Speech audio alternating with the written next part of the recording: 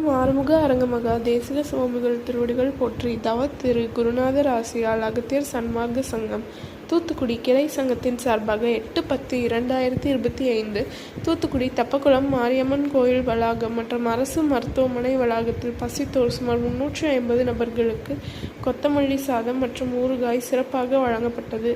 வழங்கியவர்கள் திரு Subramani Srinivasa roadways மற்றும் திரு நாராயண பிரபு மற்றும் SR Hindu மற்றும் திருமதி ரிதன்யா பூடி நாயக்கனூர் மற்றும் தூத்துக்குடி அகத்தியர் சன்மார்க்க சங்க அன்பர்கள்.